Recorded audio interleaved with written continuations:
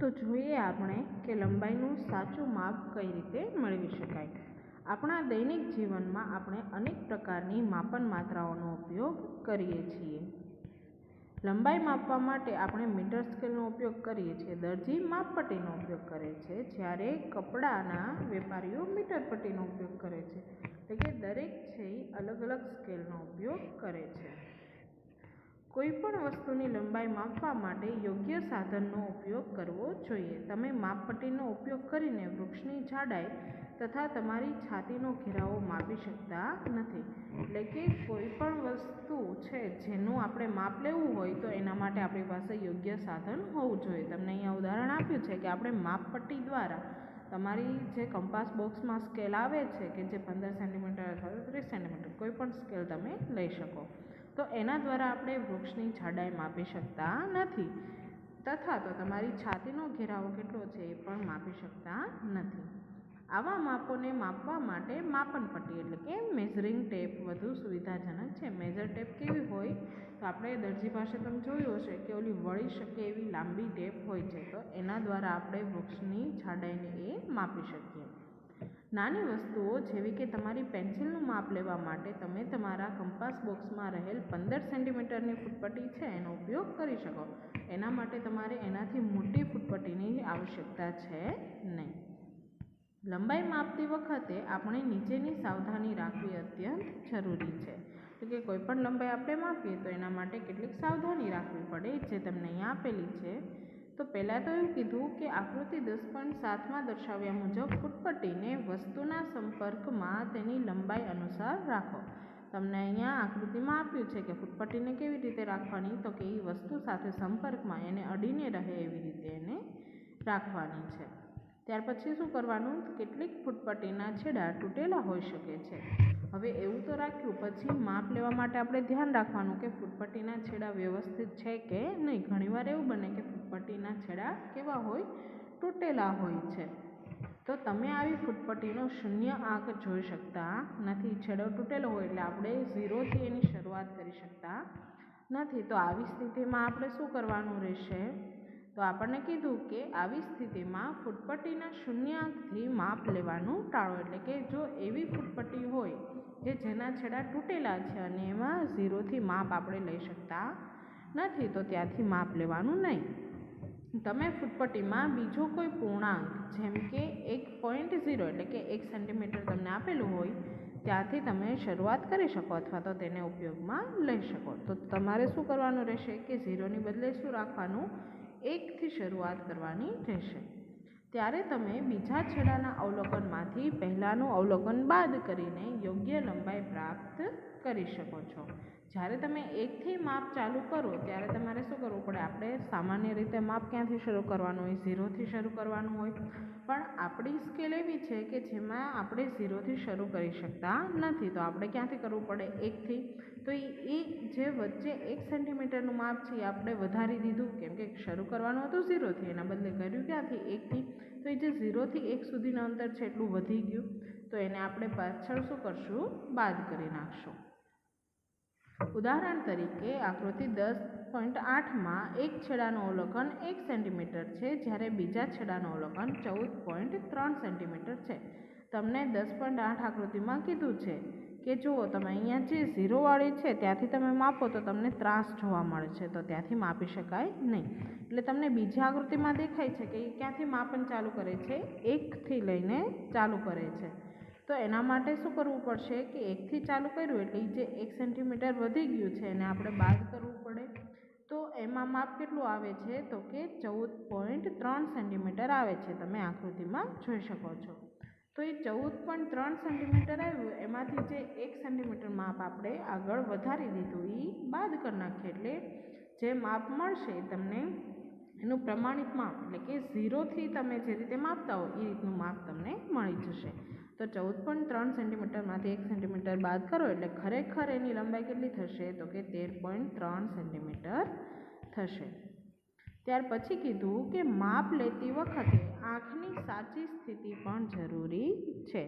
તો તમે જ્યારે માપ લ્યો ત્યારે તમારી આંખ એટલે કે તમે ક્યાંથી જુઓ છો, કયા એંગલથી જુઓ છો, એ પણ ખૂબ જ મહત્ત્વ ધરાવે છે। આકૃતિ 10.9માં દર્શાવ્યા મુજબ તમારી આંખ જે બિંદુનું માપ લેવાનું છે તેની બરાબર સામે હોવી જોઈએ. સ્થિતિ બી આંખની સાચી રીત સ્થાન એટલે કે દર્શાવે છે. ધ્યાન રાખો કે બી પરથી જોવાથી અવલોકન 7.5 સેમી છે, જ્યારે એ અને સી પરથી જોતાં અલગ અલગ હોઈ શકે છે. તમને અહીં આકૃતિ આપી છે, એમાં તમે જોઈ શકો છો. તો એમાં તમને એ, બી અને સી 3 સ્થાન આપેલા છે. તો તમારે માપવા માટે શું કરવાનું કે તમારે એક્ઝેક્ટ વચ્ચેથી એટલે કે જ્યાંથી તમારે માપ લેવાનું છે એની ઉપરથી માપ લેવાનું. સાઈડમાંથી તમે માપ લેશો તો તમને સાચું માપ મળશે નહીં. એટલા માટે તમને કીધું છે કે એના માટે આ તમારી આંખની સ્થિતિ પણ કેવી છે, ખૂબ જ જરૂરી છે. ત્યાર પછી આપણને એક પ્રવૃત્તિ આપી છે. જોઈએ પ્રવૃત્તિમાં શું કીધું છે. તમારા સહપાઠીની લંબાઈ પહેલાં વેત અને પછી માપપટ્ટી દ્વારા માપો. તમારા સહપાઠી એટલે કે તમારા વર્ગખંડમાં ભણતો તમારો કોઈ પણ મિત્ર હોય એની લંબાઈ એટલે કે હાઇટ માપવાની છે. સૌથી પહેલાં કોના દ્વારા માપવાની? વેત દ્વારા, અને ત્યાર પછી માપપટ્ટી દ્વારા માપવાની છે. તમારા સહપાઠીને દિવાલ સાથે પીઠ રાખીને ઊભા રહેવાનું કહો. તેના માથા ઉપરથી દિવાલ પર એક નિશાન બનાવો. તમે શાળામાં પણ જોયેલું જ હશે કે કઈ રીતે હાઇટ માપવામાં આવે છે. સૌથી પહેલાં શું કરવાનું? એને દિવાલને અડાડીને ટટાર ઊભા રાખવાના છે, અને ત્યાર પછી એનું માથું જ્યાં આવે છે ત્યાં દિવાલમાં એક નિશાન કરી દેવાનું છે. હવે આ ચિહ્ન સુધી પહેલાં તમારી વેત દ્વારા લંબાઈ માપવાની છે, અને ત્યાર પછી માપપટ્ટી દ્વારા. એટલે કે તમે દિવાલમાં જ્યાં લીટો કર્યો હશે એટલે નીચેથી ચાલુ કરીને પહેલાં વેત દ્વારા એ લીટા સુધીની લંબાઈ માપવાની, અને ત્યાર પછી કોના દ્વારા માપવાની છે? માપપટ્ટી દ્વારા. અન્ય વિદ્યાર્થીઓને પણ આ જ રીતથી લંબાઈ માપવાનું કહો, અને બધાના તારણો એટલે કે જવાબ છે એ તમારે આ કોષ્ટકમાં નોંધવાના છે. તો કોણે ઊંચાઈ માપી એટલે કે જે વ્યક્તિએ ઊંચાઈ માપ્યું હોય એનું નામ લખવાનું છે. જેની માપી છે એનું નહીં, જેણે માપી છે એનું. એટલે કે જે સહપાઠી ઊભો રહ્યો છે દિવાલને અડીને એનું લખવાનું નથી, પણ એનું માપ કોણ કરતું હતું એ વ્યક્તિનું માપ અહીંયા તમારે લખવાનું છે. પહેલાં ઊંચાઈ છે એ વેતમાં લખવાની છે, અને ત્યાર પછી તમે માપપટ્ટી દ્વારા માપી એટલે શેમાં લખવાની છે? સેન્ટીમીટરમાં. તો તમે આ દ્વારા પ્રવૃત્તિ કરશો એટલે તમને એના પરથી શું તારણ મળશે કે દરેક સહપાઠીની જુદા જુદા વિદ્યાર્થીઓ વેતમાં માપેલી ઊંચાઈ છે એ કેવી મળે? જુદી જુદી. તો બધાના વેત કેવા હોવાના? અલગ અલગ હોવાના. એટલે તમને પરિણામમાં જે એની ઊંચાઈ છે એ વેતમાં માપેલી ઊંચાઈ પણ કેવી મળશે? જુદી જુદી મળશે. આપણે જાણીએ છીએ એમ કે માપપટ્ટીમાં આપણે એસઆઈ યુનિટ દ્વારા પ્રમાણિત કરેલા એકમો છે. તો માપપટ્ટી દ્વારા તમે માપશો તો એની જે ઊંચાઈ છે એ લગભગ એક સરખી મળે છે. જોઈએ આગળ કે વિવિધ વિદ્યાર્થીઓ દ્વારા પ્રાપ્ત પરિણામોનું ધ્યાનપૂર્વક અધ્યયન કરો. તો કે તમને જે પરિણામ મળે એ તમે કોષ્ટકમાં લખશો, એનું પછી તમારે ધ્યાનપૂર્વક અભ્યાસ કરવાનો છે. કોલમ 2માં પરિણામ એકબીજાથી ભિન્ન હોઈ શકે. કોલમ 2 એટલે કે તમે જે ઊંચાઈ વેતમાં માપી છે એ કોલમ. તો એમાં આપણે જાણીએ છીએ કે બધાના હાથ એક સરખા હોતા નથી, વેત પણ એક સરખા હોતા નથી, એટલે એમાં માપ કેવું મળશે? અલગ અલગ મળે છે, કારણ કે વિદ્યાર્થીઓની વેતની લંબાઈ એકબીજાથી ભિન્ન હોઈ શકે છે. હવે કોલમ 3ના પરિણામોને જુઓ, જેમાં બધા માપ યોગ્ય માપન માત્રા દ્વારા લેવામાં આવ્યા છે. એટલે કે કોલમ 3 છે એ આપણે સેમીમાં એટલે કે માપપટ્ટી દ્વારા માપેલી છે. તો એના દ્વારા શું થશે કે આપણને એ માપ એક સરખું મળશે, અને એના પરિણામ એકબીજાના માપની અત્યંત નજીક. એટલે તમારાથી જો કોઈ ભૂલ થઈ હોય તો સેજ પોઈન્ટનો ફેર આવશે, બાકી એનું માપ કેવું મળશે? સરખું મળશે. પરંતુ શું તેઓ સંપૂર્ણ સમાન છે? જો ના, તો તમારા વિચારથી શા માટે તફાવત દેખાય છે? જો એક સમાન એક્ઝેક્ટ માપ કે માનો કે કોઈનું આવ્યું 165માં આવ્યું તમારે માપ, તો બધાને 165 આવ્યું કે કોઈને 164.5 આવ્યું, કોઈને 165.1 આવ્યું, એવો કંઈ ફેરફાર જોવા મળે છે? તો આખરે બધા એક જ સ્કેલનો ઉપયોગ કરી રહ્યા છો, ભિન્ન ભિન્ન વેતનો ઉપયોગ તો નથી કરી રહ્યા. તમે જે ઉપયોગ કર્યો એક જ સ્કેલના ઉપયોગ દ્વારા તમે બધાના માપ આપ્યા છે, વેતથી તો માપેલા નથી. તો આ માપ લેવાની નાની ત્રુટીઓ દ્વારા હોઈ શકે. એટલે કે આપણે માપ લેવામાં સેજ ક્યાંક નાની એવી ચૂક થઈ ગઈ હોય તો એના દ્વારા પણ પોઈન્ટમાં ફેરફાર આપણને જોવા મળે છે. માપનની આવી કેટલીક ત્રુટીઓ વિશે જાણકારી તથા વ્યવહારમાં લાવવાના મહત્ત્વ વિશે ઉપરના એટલે કે તમે આનાથી આગળના ધોરણમાં જ્યારે જશો ત્યારે એમાં તમને જોવા મળશે. ત્યાર પછી છે કોઈ વક્રરેખાની લંબાઈ માપવી. વક્રરેખા એટલે કે જે વળાંકવાળી રેખા આવે છે તેવી રેખાની લંબાઈ આપણે કઈ રીતે માપી શકીએ તેનું કીધું છે. આપણે કોઈ વક્રરેખાની લંબાઈ મીટર સ્કેલ વડે માપી શકતા નથી. એટલે કે વક્રરેખા છે એટલે કે વળાંકવાળી હોવાની, તો તમે એને તમારી ફૂટપટ્ટી માપપટ્ટી દ્વારા માપી શકો નહીં, કેમ કે એ તો સીધી હોય છે. તો વક્રરેખાની લંબાઈ માપવા માટે આપણે દોરીનો ઉપયોગ કરી શકીએ. તમને અહીંયા એક પ્રવૃત્તિ આપેલી છે કે જેમાં કીધું છે કે વક્રરેખા એબીની લંબાઈ માપવા માટે કોઈ દોરીનો ઉપયોગ કરો. દોરીના એક છેડા પર ગાંઠ બનાવો. આ ગાંઠને બિંદુ એ પર રાખો. એટલે કે કોઈ એક વક્રરેખા છે જેને નામ આપેલું છે એ અને બી. એના બે છેડાના એક છેડાનું નામ છે એ અને બીજા છેડાનું નામ છે બી. તો એના માટે શું કરવાનું કે એક દોરી લેવાની અને એક છેડે એને ગાંઠ વાળી દેવાની છે અને એ ગાંઠને ક્યાં રાખવાની છે? બિંદુ એ પર, કે જ્યાંથી વક્રરેખાની શરૂઆત થાય છે. હવે દોરીને તમારી આંગળી તથા અંગૂઠાની મદદથી ખેંચાયેલી રાખો. એટલે કે દોરીમાં વળ ચડેલા ન હોય, એકદમ સીધી રહે એ રીતે એને તમારે આંગળી અને અંગૂઠાની મદદથી રાખવાની છે અને તેના નાના ભાગને રેખા અનુસાર રાખીને માપો. તમે નીચે આકૃતિમાં જોઈ શકો છો એવી રીતે કે એ રેખાને શું કરવાનું છે? સીધી પકડીને આગળ જેમ જેમ વક્રરેખા જતી જાય એમ એમ દોરીને માપતું જવાનું. દોરી ખસવી પડે નહીં એવી રીતે એને માપવાની છે. આ બિંદુ પર તમારા એક હાથથી દોરીને પકડો અને તમારા બીજા હાથથી દોરીના છેડા ભાગને વક્રરેખા અનુસાર ફેલાવો.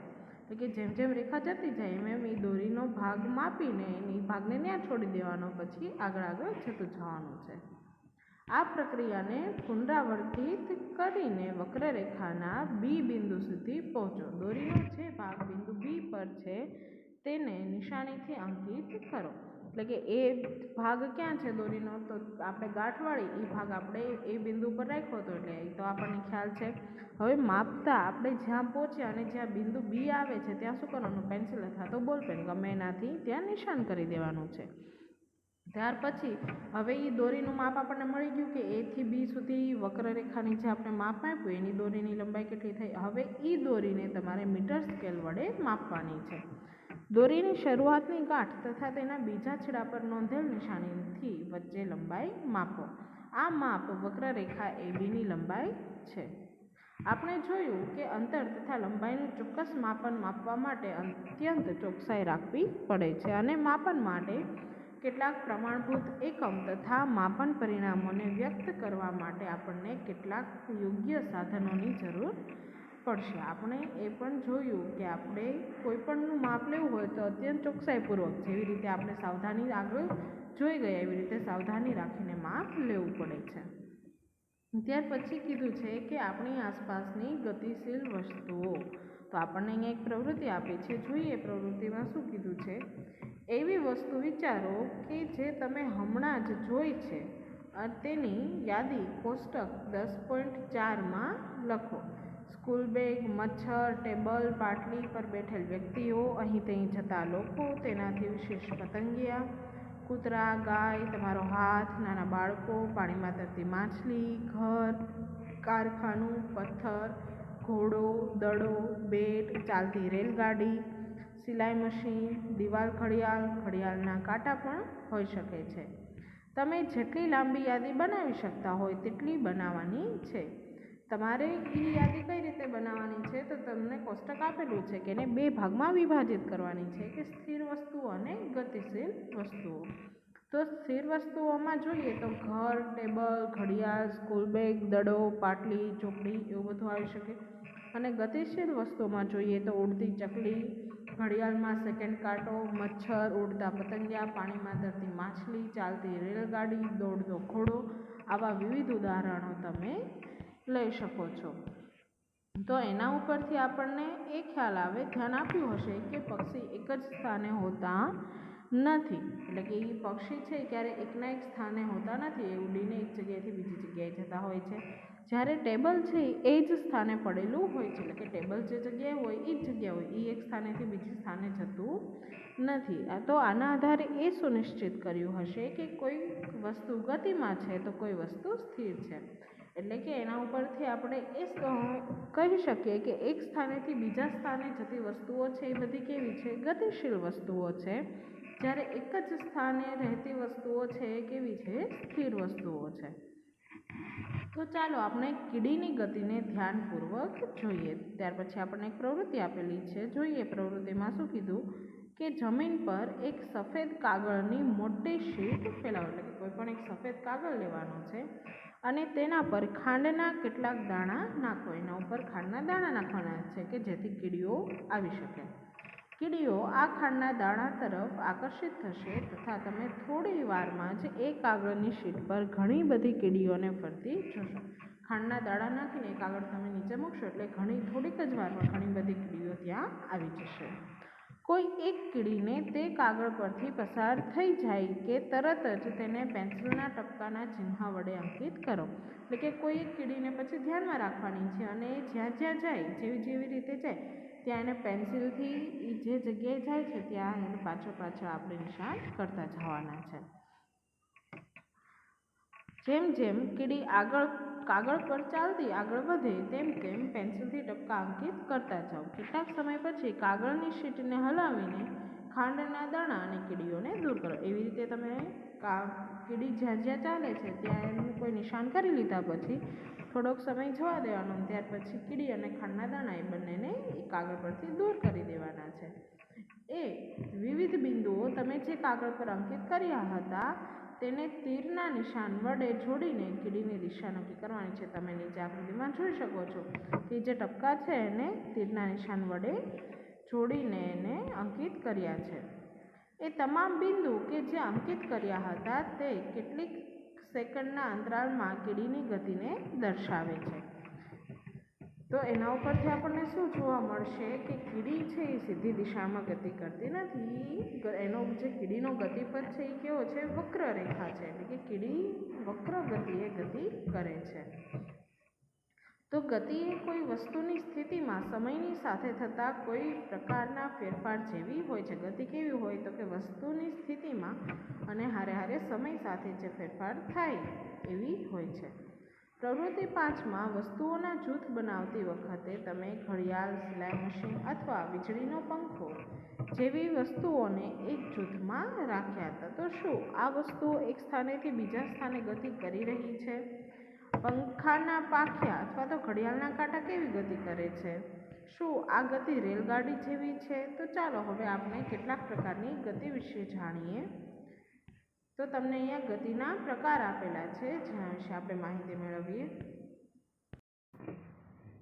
ગતિના પ્રકાર વિશે સમજ મેળવીએ તો એમાં કીધું છે કે તમે સીધા રસ્તા પર વાહનની ગતિ, કોઈ પરેડમાં સૈનિકોની માર્ચ પરેડની ગતિ અથવા કોઈ પડતા પથ્થરની ગતિનું અવલોકન કર્યું હશે.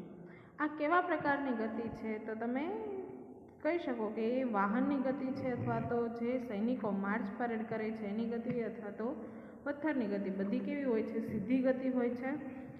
તથા તો 100 મીટર દોડ હરીફાઈમાં પ્રતિસ્પર્ધી પણ સીધી રેખા ઉપર દોડે છે.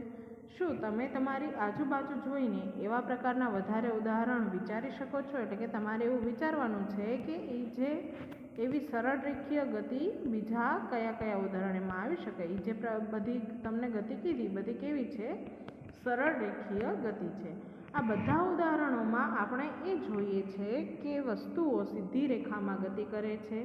આ પ્રકારની ગતિને સરળ રેખીય ગતિ અથવા તો સુરેખ ગતિ કહે છે. તમને આગળ જે ઉદાહરણો આપ્યા કે કોઈ વાહન છે એ રોડ ઉપર જતો હોય એની ગતિ અથવા તો માર્ચ પરેડની ગતિ અથવા તો કોઈ પથ્થર પડતો હોય એની ગતિ, તો એ બધી કેવી ગતિના ઉદાહરણ છે?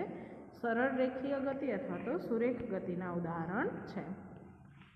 તમને આ એક પ્રવૃત્તિ આપેલી છે. એમાં એવું કીધું કે એક પથ્થર લો, તેને દોરીના ટુકડાથી બાંધો તથા તમારા હાથની મદદથી તેને ઝડપથી ગોળ ગોળ ફેરવો. એટલે કે આપણે જે સામાન્ય રીતે બધાએ કરેલું જ હશે કે એક પથ્થર લઈને બાંધીને એને ગોળ ગોળ ફેરવવાનો છે.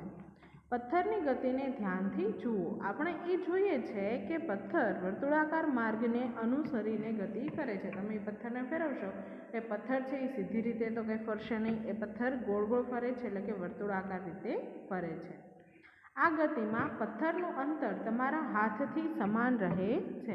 એટલે કે તમે ગોળ ગોળ ફેરવશો એટલે શું થશે કે તમારા હાથથી પથ્થર છે એ ગમે દિશામાં ગોળ ફરે પણ એનું અંતર સરખું જ રહે, એનું અંતર વધી જતું કે ઘટી જતું નથી.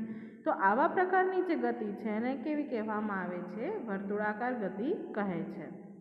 તમને અહીંયા કેટલાક ઉદાહરણ આપેલા છે. એ ઉદાહરણમાં તમે જોઈ શકો છો બીમાં તમને આપેલું છે અને સી પણ આપેલું છે. આ ત્રણે ત્રણ ઉદાહરણ શેના છે? તો કે વર્તુળાકાર ગતિના છે.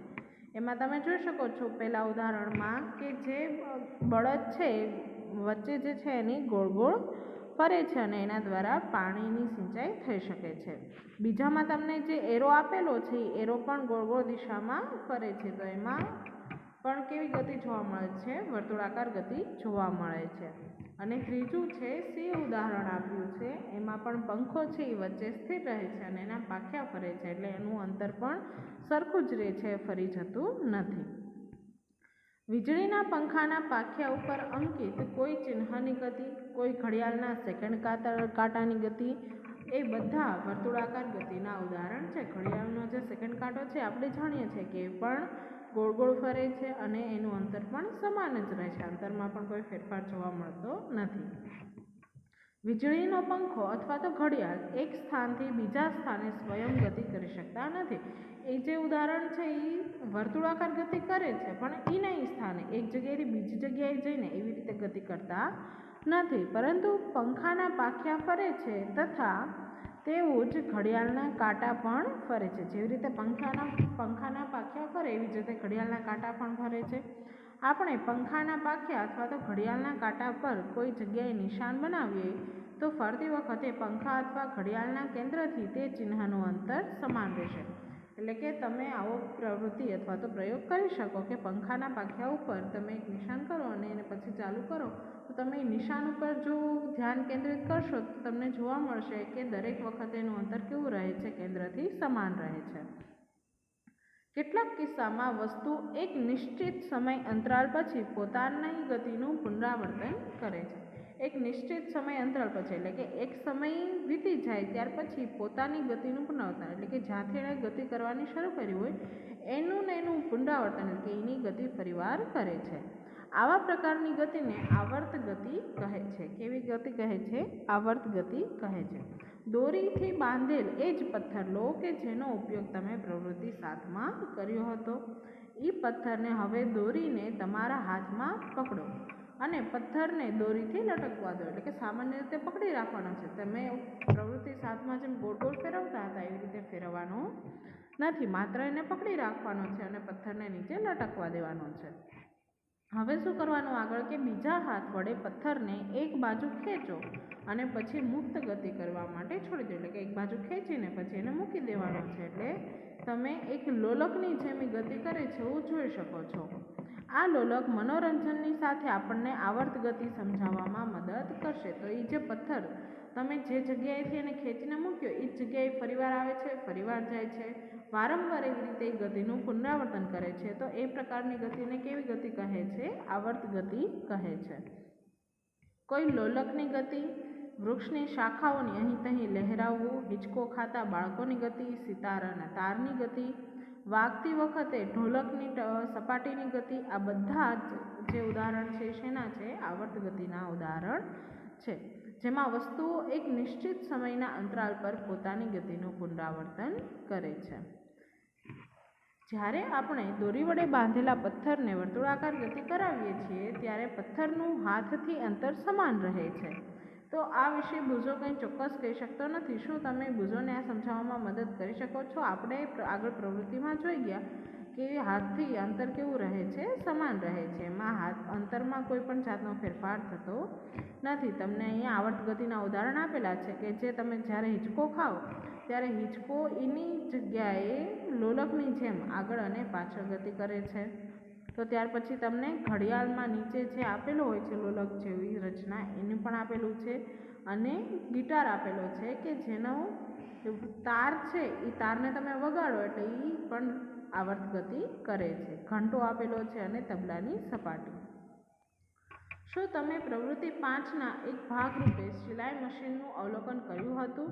તમે ધ્યાન આપ્યું હશે કે સિલાઈ મશીન તે પોતાની જગ્યા પર જ રહે છે જ્યારે તેનું પૈડું વર્તુળાકાર ગતિમાં હોય છે. એટલે કે સિલાઈ મશીન તમે જોયેલું હશે કે જ્યારે સિલાઈ કરતા હોય ત્યારે મશીન તો ત્યાં હોય, પણ એનું જે પૈડું છે એ વર્તુળાકાર ગતિએ ગતિ કરે છે અને તેમાં એક સોય પણ હોય છે જે જ્યાં સુધી પૈડું ફરે છે ત્યાં સુધી નિરંતર ઉપર નીચે ગતિ કરે છે. એટલે કે એક પ્રકારની આવર્ત ગતિ કરે છે. શું એવું નથી? અહીં સોય આવર્ત ગતિ કરે છે. શું તમે જમીન પર ગબડતા દડાની ગતિનું અવલોકન કર્યું છે? અહીં દડો જમીન પર ગબડતો આગળ ગતિ કરે છે. આ પ્રકારે દડો સરળ રેખીય ગતિની સાથે સાથે વર્તુળાકાર ગતિ પણ કરે છે.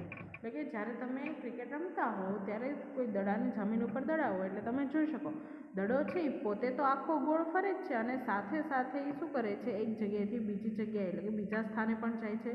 તો એમાં એ બે ગતિ એક સાથે કરે છે. એક ગતિ કઈ કે દડો પોતે ફરે છે, વર્તુળાકાર ગતિ કરે છે અને એક સ્થાનેથી બીજા સ્થાને સીધી દિશામાં ગતિ કરે છે.